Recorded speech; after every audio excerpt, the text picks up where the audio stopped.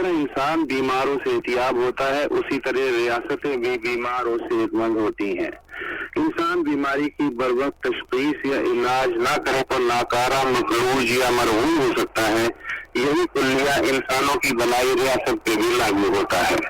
جیسے انسان کو سر درد، بخار، نزلہ، کھانسی، ٹی بی، ایڈز اور کینسر وغیرہ لاحق ہو جاتا ہے، اسی طرح کوئی بھی اچھی بھلی ریاست کسی بیرونی وائرس، اندرونی جرثومے، ناانصافی کی بخار، اقتصادی کھانسی، نظریاتی ٹی بی، شدت پسندی کی ایڈز اور غربت کے خطرے میں مبتلا ہو سکتی ہے۔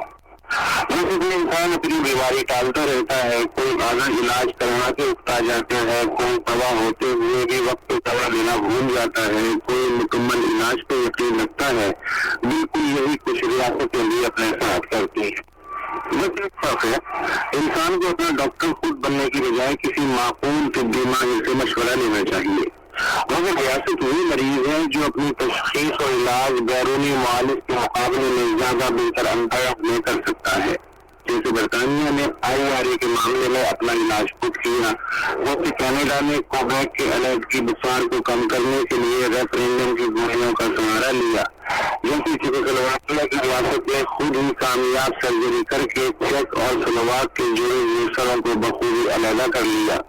جیسے سوویت یونین نے ایک دن تمام بچوں کو بٹھا کے حساب کتاب کیا، ریاستی چرخہ تقسیم کیا اور سرد جنگ کے سورج کی برف میں پگھل گیا۔ جیسے ابھی مظلوم کو 15 برس کی سر پٹول کے بعد احساس ہوا کہ بامی مرہم پٹی نہ کی گئی تو پورے جسم میں زہر پھیل جائے گا اور پھر کوئی بیرونی سرجن آ کے اپنے حساب سے چین پار کر دے گا۔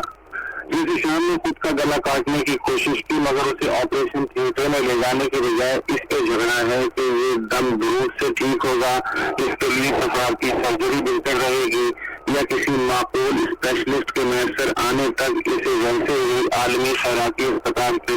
بہتر اپنے دیا جائے۔ جیسے سری لنکا کی ٹائیگر زدہ ریاست، کوکین زدہ ریاست کولمبیا اور شائنی پاک نامی ماتحف طالبان کی 10ویں ریاست پیرو 20 برس تک سر درد کی گولیاں کھا کے اس نتیجے پہ پہنچی کہ میجر سرجری کے بغیر بات نہیں بنے گی۔ جیسے بھکاری صومالیہ نہ تو اپنا علاج کر پایا اور نہ کوئی ڈھنگ کا بیرونی معالج میسر آیا اور وہ بے اس آپریشن ٹیبل پہ خود مر گیا۔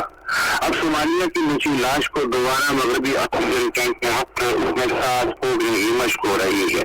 جس طرح کچھ ناوارث مریض نوعامل ڈاکٹروں کی مشق کے کام آ جاتے ہیں، اسی طرح بعض ریاستوں کو بھی لاوارث سمجھ کے ان پہ ہر طرح کا نوسکھیا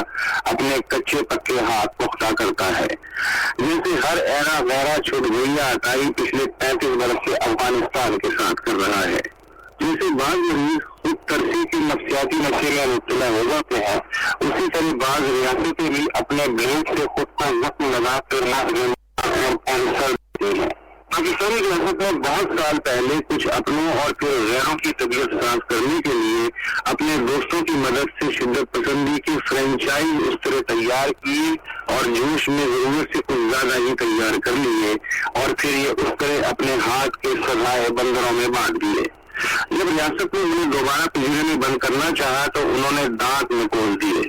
اب ریاست آگے ہے اور اضافی اس طرح سیدھے کیے خوفیا کے بندر پیچھے پیچھے۔ بندروں سے اس طرح واپس لینا تو بہت دور کی بات ہے، ریاست کو یہ تک سجائی نہیں دے رہا کہ وہ کس پیڑ پہ چڑھے اور کس شاخ سے جھول جائے اور پھر نیچے کیسے اترے اور کہاں اترے۔